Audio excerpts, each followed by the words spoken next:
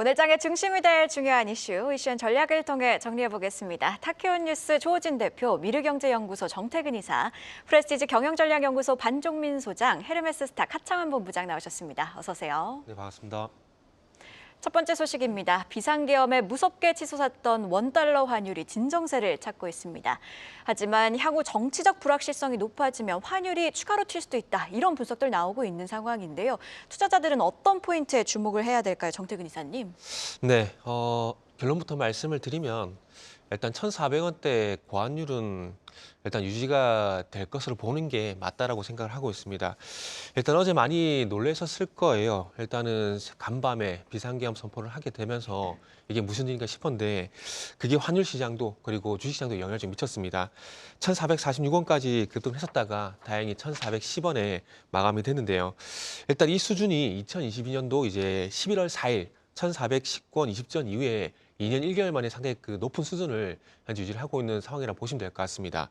일단 어쨌든 뭐 단발성 이슈라고 인식을 하고 됐고, 그리고 정부의 비상 안정 조치로 인해서 일단은 뭐 상승 출발이지만은 하락으로 끌어내리는 그런 요인들로 좀 작용이 됐습니다. 하지만 서두에 말씀을 좀 드렸듯이 계엄 이슈와는 좀 별개로 일단 1,400원대 고환율은 당분간 유지가 될 수밖에 없을 것 같아요.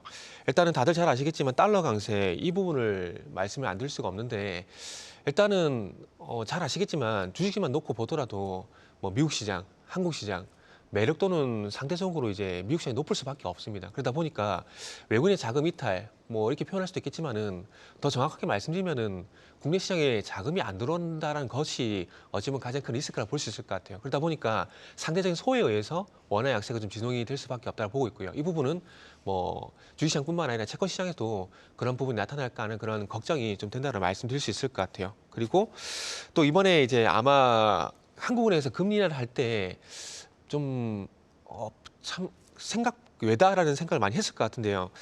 일단 한국은행도 원화 약세를 유도하는 뭐 통화 정책을 진행하기로 결정을 좀 한 것 같아요. 이번에 금리 인하가 그런 배경이라 좀 봐지는데 이번에 금리 인하였던 결정 배경이 환율보다는 경기에 우선을 하고 있다는 것이 일단은 맥점이라 보시면 될 것 같아요. 이번에 주요 문구 변화를 보게 되면 추가된 부분을 보면 성장의 하방 압력이 증대가 되고 있다는 얘기를 이제 추가로 했거든요. 이런 부분들을 봤을 때 뭐 환율도 중요하겠지만은 그보다는 경기가 좀 더 우선적이다라고 판단을 좀 한 것 같습니다.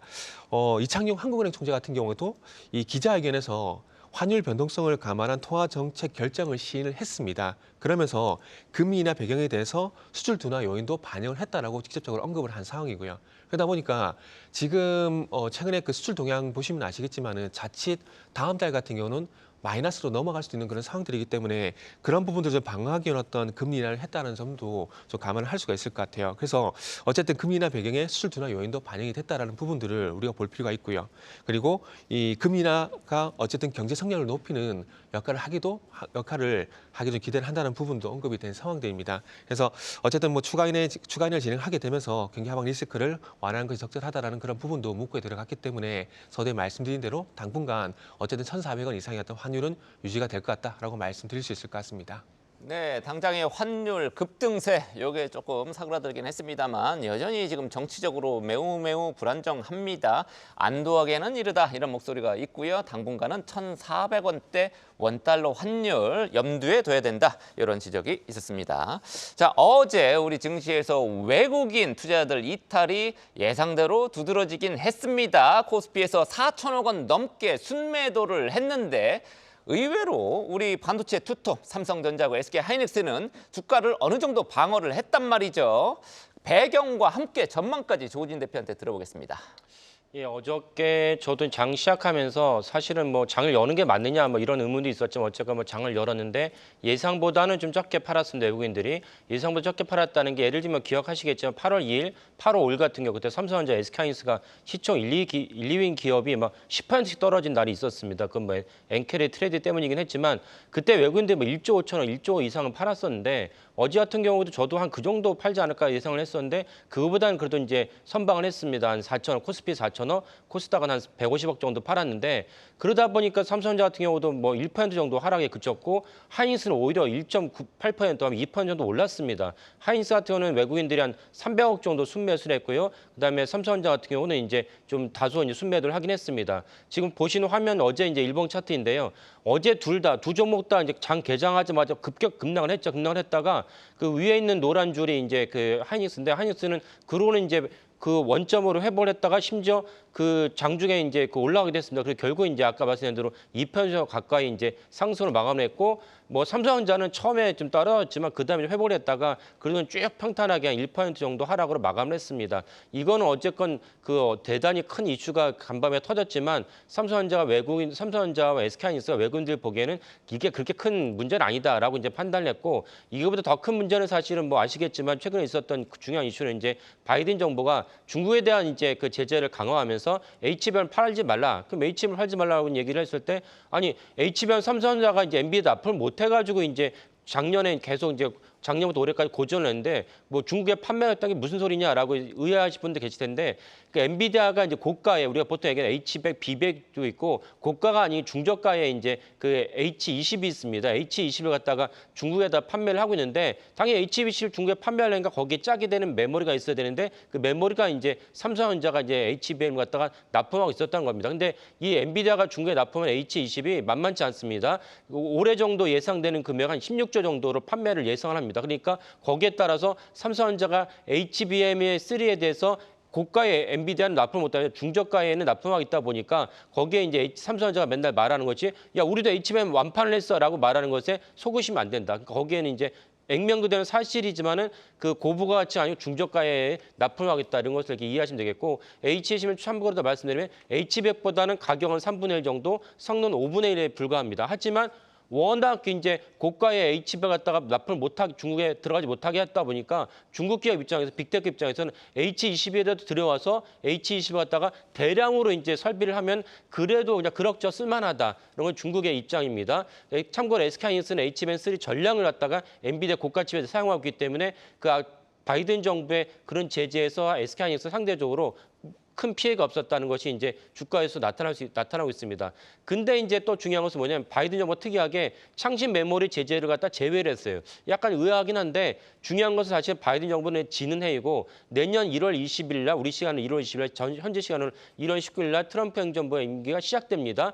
제 생각에는 임기 첫날 중국 제재를 발표할 거 예상이 되면 거기에 아마 당연히 그 창신 메모리 그다음에 이제 YMTC에 대한 제재도 있지 않을까 싶습니다. 그러면 사실은 이제 지금까지 한숨을 돌렸던 것이 사실은 이제 더 큰 타격으로 올 거라 보고 그러나 사실 삼성전자 입장에서는 이건 오히려 좋다. 왜냐하면 삼성전자가 고가의 HBM3를 납품 못한 대신에 중저가에 우리가 범용 반도 DRAM을 갖다가 이제 어느 정도 이렇게 그 중국 반도체 기업이 약진하고 있는데 이 트럼프 행정부의 제재가 없다면 내년에 이제 그 창신 메모리가 이제 세계 시장 범용 시장에서 차지할 비중이 16% 엄청난 수치입니다. 이게 중국 보조금으로 이제 만든 수치이기 때문에 그 바이든 정부, 트럼프 정부가 이제 창신 메모리를 갖다 제재를 한다면 삼성전자 입장에서는 한숨 돌릴 수 있는 그런 어떤 기회가 됐다라고 이제 말씀드리겠습니다.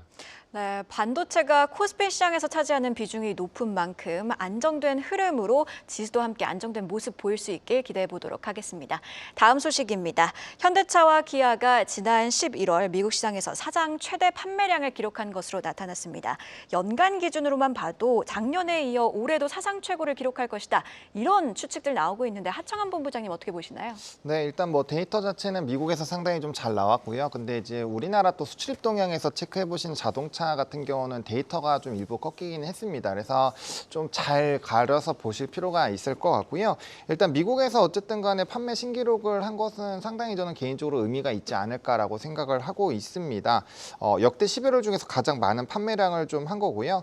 우리 수출입 데이터에서도 확인을 하셨겠지만 사실상 하이브리드 차가 굉장히 좀 잘 팔리고 있습니다. 그래서 그쪽 중심으로 판매량이 좀 늘어났고요. 또 친환경차 비중도 꽤 많이 늘어났습니다. 작년 대비했을 때는 한 77% 정도니까 꽤 많이 올라왔다고 보시면 될 것 같고요. 하이브리드가 특히나 85%로 굉장히 좀 높습니다. 그래서 미국향 판매가 어쨌든 늘어나고 있는 것은 우리가 뭐 IRA 법안이다, 관세다, 뭐 이런 부분에서 좀 노이즈가 있었던 상황인데 좀 상당히 긍정적으로 볼 수 있을 것 같고요. 최근에 이제 수출입 데이터에 대한 좀 동향에 대한 불안감으로 인해서 자동차 관련된 종목군들이 꽤 주가가 많이 빠졌습니다. 그래서 이를 바탕으로 조금의 반등 기조가 좀 나올 수 있지 않을까라고 보고 있고요. 사실상 저희 토픽은 현대차이기는 한데 이게 연말이다 보니까 배당 매력도를 좀 안 볼 수가 없거든요. 그래서 기말 배당으로 본다라고 한다면 기아가 단기간으로는 조금 더 우세할 수 있기 때문에 지금 상황에서는 현대차 우선주, 기아를 좀 믹스해서 같이 사실 필요가 있지 않을까 정도로 정리드리겠습니다. 네, 세계 최고의 영업 이익률, 거기다 배당 매력까지 지금 부각되고 있죠. 현대차, 기아 이렇게 우리가 들어봤습니다. 다음 소식 바로 보겠습니다.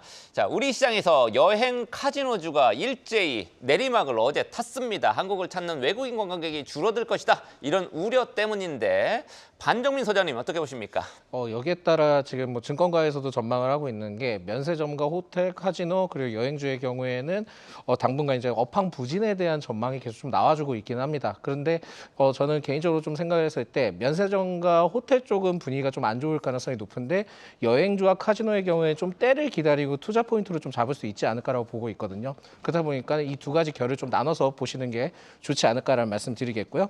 무비자 체류 기간을 늘리면서 여행주 빼고는 전체적으로 그 분위기가 좋지 못했습니다. 게다가 면세점 쪽에 대해서는 10월 매출이 전년보다 이제 15% 감소를 했는데 이용객 수는 늘었지만 매출이 감소를 했다는 게 포인트고요. 게다가 공항 면세점 임차료까지 좀 중과를 한 부분들도 있고 환율 지속에 따라 그 원가 상승에 대한 가격 경쟁력도 좀 약간은 악화된 부분들이 있기 때문에 면세점 쪽에 대한 분위기는 좋지 못할 거고 그걸 통해서 호텔 쪽도 계속 좀 이어질 가능성이 높다라고 보시면 될 것 같아서 이 두 섹터의 경우에는 추가 조정 가능성도 좀 열어두셔야 될 것 같고요. 여행주의 경우나 이제 뭐 카지노의 경우에는 흐름들이 좀 결이 다릅니다. 근데 여행주의 경우에는 이 외국인 관광객 관련된 내용들, 그러니까 여기에 대해서 이제 여행 관련 주의 경고가 좀 풀어지게 된다면 그때는 또 탄력성을 얻을 수 있다 보니까 지금은 좀 때를 기다리실 필요가 있지 않을까라는 말씀드립니다. 그래서 여행주의 경우에는 추후에 지금은 관심만 가져두자 정도만 좀 보시면 좋을 것 같고 하나투어 정도는 관심을 가져도 되실 것 같고요. 소형주의 경우에는 트레이딩 관점으로 유효하다라는 말씀드리겠고요. 카지노의 경우에는 GKL과 강원랜드 쪽 위주로만 관심을 갖고 지금은 때를 좀 기다려보자라는 말씀드리겠습니다. 네, 이렇게 여행 그리고 카지노주 투자 전략 들어봤는데요. 바로 이어서 오늘 아침에 나온 가장 빠른 리포트들 확인해 보시죠. 박정은 캐스터가 준비했습니다. 네, 오늘 아침에 나온 리포트 정리해드리는 가장 빠른 리포트앤 공시 시간입니다. 시장의 정치와 경제 불확실성이 커지니 증권가가 리포트도 왠지 평소보다 적게 내보낸 것 같습니다. 지금까지 상향 조정 보고서 없이 하향 보고서로 이 표 안엔 없지만 롯데 에너지 머티리얼즈 그리고 긴 호흡으로 접근해야 한다며 원익 IPS를 주목한 증권가 의견이 나왔고요. 대부분의 목표 주가 유지 리포트들이 나왔습니다. 먼저 VT 보고서부터 체크해 보시죠. 최근 등락이 컸습니다. 올해 화장품 수출액이 연간 100억 달러를 돌파할 전망이 전해지면서 20%대 급등세를 보이기도 했는데요. 어제도 하락으로 출발을 했지만 결국에는 4.5% 상승부를 켜내기도 했습니다. 하나증권은 오늘 VT에 대해 글로벌 점유율 확대가 본격화되고 있다며 45,000원의 목표가를 유지했습니다. 리들샷이라는 히트 상품을 바탕으로 영업이 순항 중이고 글로벌 확장이 보다 가속화되고 있다고 분석했고요. 특히 일본에서는 채널 믹스를 높이고 신규 채널 진출을 진행하며 로컬 브랜드로서 안착을 하고 있다고 내다봤고요. 4분기 또한 분기 최대 실적을 기록할 것으로 기대하며 특히 내년은 미국과 중국, 동남아와 유럽 등 글로벌 진출 효과가 집중될 거라고 전망을 했습니다. 또 내년에 가장 주목해야 할 기업이라고 호평을 내놓은 점 투자에 참고해 보시죠. 다음으로 메리츠 금융지주 리포트도 확인해 볼까요? 대신증권은 오늘 메리츠 금융지주에 대해 변동성이 확대되는 국면에서 기업 가치가 더욱더 부각될 거라며 투자 의견 매수와 목표 주가 12만 원을 유지했습니다. 경쟁업체들의 가격을 다 올릴 때 혼자 현재가를 유지하는 기업 아무래도 독보적이겠죠. 내년 가정 변경의 배경이자 금감원이 제시한 로그리니어 원칙 모형으로 이미 해지율을 가정했기 때문에 연말 보험의 계약 마진 즉 CSM의 감소는 거의 없을 것이라는 분석이 나왔고요. 대부분 보험사들이 보험료 인상을 고려하고 있는데 동사는 보험료 조정이 없을 것이라고 내다봤습니다. 해외 주식의 거래 대금이 연일 증가해 내년 본격적으로 플랫폼을 출시할 예정이라며 강점인 부동산 프로젝트 파이낸싱은 금리와 공사비가 안정화될 때 아마 내년 하반기쯤에 재개될 거라고 전망하기도 했습니다. 지금까지 가장 빠른 리포트 앤 공시 박정원이었습니다. 네, 방금 3분기 GDP 수치가 공개됐습니다. 3분기 GDP 성장률 0.1%로 집계가 되면서 속보치와 동일하게 집계가 됐습니다. 조금 안타깝네요. 전분기에 마이너스 0.2 찍고 0.1 나왔습니다. 3분기. 4분기에 조금 이제 올라줘야지 우리 2% 이상 달성이 가능할 텐데 조금 걱정이긴 합니다. 네, 계속해서 본론으로 이어가도록 하겠습니다. 어제 시장의 키워드는 단연 정치적 불확실성이었죠. 테마단에서도 움직임이 있었는데 원전주가 휘청였습니다. 정부의 역점 사업인 만큼 사업 추진 동력이 약해질 거란 불안감 때문에 매도세가 몰린 건데요. 사실 이 원전주 같은 경우에는 그동안 주도주 역할을 해오기도 해왔는데 조호진 대표님 대응 전략 어떻게 짜야 될까요? 그러니까 사실 이제 시장에서 특별히 이제 개인 투자가들 입장에서는 윤석열 대통령의 이제 계엄 선언 때문에 윤 대통령에 대한 국정 그 추진력이 이제 훼손됐다. 그러니까 거기에 심지어 여당의 이제 그 한동훈 대표가 그 윤 대통령에 대한 탈당을 수차례 좀 요구를 하고 있는데 거기에 대한 후유증으로 이제 원전에 대한 어떤 정부 정책 지원이 그 없어지지 않을까라는 이제 전망으로 이제 어저께 많이 떨어졌습니다. 그래서 두산 에너지에서 뭐 9%, BH 같은 경우 17% 넘게 이제 떨어졌습니다. 뭐 한전 KPS, 뭐 한전 기술도 마찬가지고요. 그래서 주가가 떨어졌는데 그러면 최근에 원전 올라갔던 것은 당연히 문재인 정부는 원전을 좀 싫어하고 윤석열 정부는 원전을 좋아하니까 그런 것도 있지만은 많은 분들이 아시겠지만 다시 한번 말씀을 드리면은 이제 최근에 있었던 일들을 보면은 이제 그 가장 중요한 모멘텀은 사실 생성형 AI입니다. 생성형 AI가 검색을 할 때 지금 화면을 보신 분들이 네이버에서 검색을 했을 때 보통 한 검색을 한 쿼리라고 하는데 한 쿼리당 소모한되는 전력량이 0.3와트씩. 근데 생성형 AI 검색했을 때는 사실 3와트씩가 필요해요. 10배 정도의 전력이 더 소모가 필요하기 때문에 미국에서 난리가 났었습니다. 그래서 뭐 그 한 2월 달쯤으로 기억나는데 앨런 머스크가 야, 그 생성형 AI 너무 좋은데 하면 뭐 하냐?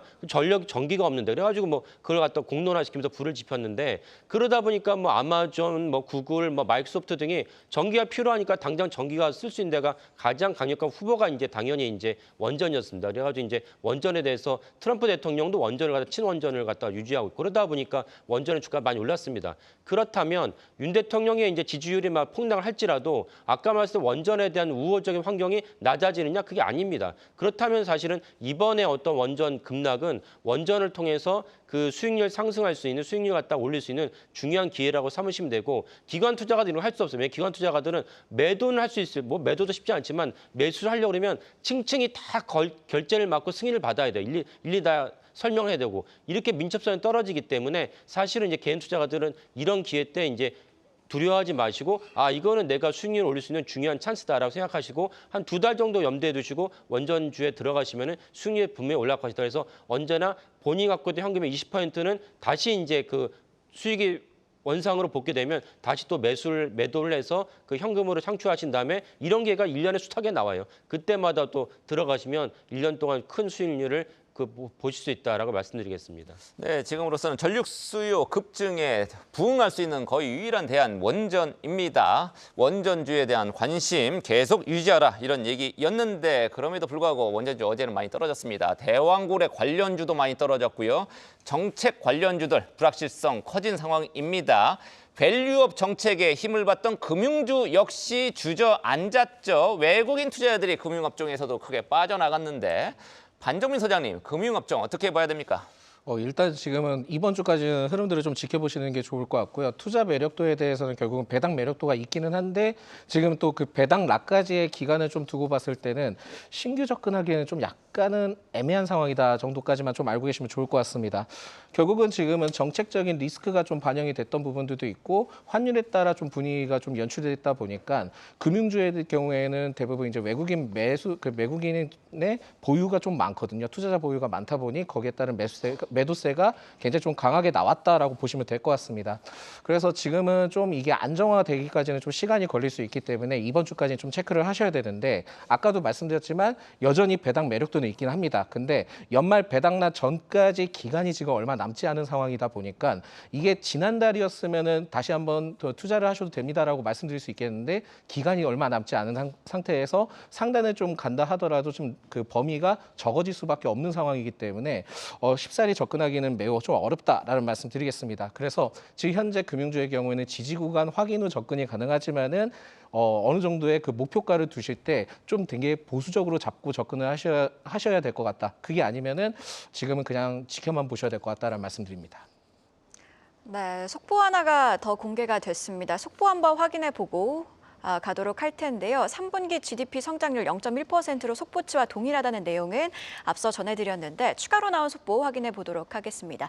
자, F4 회의가 사흘 연속으로 진행이 되고 있습니다. 최상목 부총리 10조 규모의 증안펀드 가동을 준비하고 있다라는 발언이 나왔습니다. 계속 이렇게 시장 안정화 메시지가 나온다면 아무래도 시장 안정화에 도움이 될 수 있는 만큼 계속 어떤 발언들이 나오는지까지 체크해 볼 필요가 있겠네요. 증시 안정화 펀드죠. 네. 자, 다음 소식으로 이어가도록 할 텐데 이번에는 오늘장 섹터 전략 확인해 보도록 하겠습니다. 정태근 이사께서 2차 전지 업종을 가지고 오셨는데요. 사실 이 2차 전지 업종 같은 경우에는 여러 리스크를 안고 있죠. 전기차 캐즘의 트럼프 정책 리스크까지 투자자분들이 어떤 포인트를 좀 주목해야 할지 짚어주시죠. 네, 2차 전지 많은 분들이 좀 고생을 시키고 있는 섹터라 보시면 될 것 같은데 일단은 뭐 올해까지는 조금 쉽지 않다라고 좀 보시면 될 것 같고요. 그렇지만 그 속에서 희망 요인도 있기 때문에 그 부분도 좀 말씀을 좀 드리도록 할게요. 일단 잘 아시겠지만 2차 전지도 그렇고 전기차도 그렇고 예상보다 이제 내연기관에서 전기차로 넘어가는 그런 부분들이 느려지다 보니까 지금 뭐 캐즘이라는 얘기가 현재 나오고 있는 상황들입니다. 그러다 보니까 수요 정체로 인해서 최근에 공장이 폐쇄가 된다라든지 아니면은 뭐 인원 감축이 현재 진행이 되고 있는 상황들입니다. 그래서 어두운 터널을 현재 지나가고 있는 상황이라 보시면 될 것 같은데 이제 앞으로는 또 이제 미국의 트럼프 집권 이후에 전기차 정책이 또 어떻게 될지가 또 관건이 될 것 같아요. 물론 캘리포니아 같은 경우는 보조금 지급하겠다는 얘기가 있긴 하지만 그럼에도 불구하고 미국의 어떤 변화가 있는지를 좀 봐야 될 것 같고요. 그 S&P 같은 경우도 이제 뭐 내년에 2차 전지라든지 몇몇 업종에 대해서 신용도 하락에 대한 어떤 가능성에 대한 언급도 한 상황들이거든요. 그래서 어찌 보면 이런 것들이 너무나 안 좋은 부분들인데 어찌 보면 이런 것들이 다 선반영이 좀 되게 된다라면은 바닥에 대한 심리도 기대를 할 수 있지 않을까 하는 생각이 들어요. 그리고 여기서 또 긍정적인 요인은 리튬이라든지 양재 수출 단가라든지 이런 부분들이 조금씩 하향 안정화가 되고 있다는 점도 긍정적으로 볼 수 있을 것 같습니다. 그래서 결국 이런 것들이 결국 바닥에 대한 심리를 불러일으키게 된다라면은 내년에 가서는 좀 분위기가 바뀌지 않을까라는 그런 기대도 할 수 있을 것 같아요. 또 내년 같은 경우는 EU에서 탄소 배출 규제도 강화를 할 예정이거든요. 거기다가 최근 노스볼트까지 파산이 된 상황들이기 때문에 배터리 업체에 어떤 기회는 분명히 좀 오지 않을까 생각이 듭니다. 하지만 그 속에서 LG 에너지 솔루션을 좀 대장으로 탑픽으로 좀 보고 있는데요. 일단 결국 전기차 캐즘이 온 것은 사용처가 전기차에 제한이 됐다는 것인데 LG 에너지 솔루션 같은 경우는 우주선이라든지 그리고 베어 로보틱스 같은 어떤 로봇 쪽으로도 사용처 다변화를 이제 하고 있는 상황들이기 때문에 가장 먼저 좀 부각이 되지 않을까 생각을 하고 있습니다. 그렇기 때문에 추후에 LG 에너지 솔루션 어떤 흐름을 보시고 LG 에너지 솔루션 어떤 흐름이 좋아지게 된다면 거기에 수혜가 되는 종목들 쪽으로 먼저 보시는 게 좀 좋지 않을까라고 생각을 하고 있습니다. 네, 2차 전지 투자자분들 많이 속상하시죠. 그동안에 계속 주가가 내리막을 타긴 했습니다만 LG 에너지 솔루션의 주가 추이를 보면서 대응 전략 짜라는 그런 얘기까지 들어봤습니다.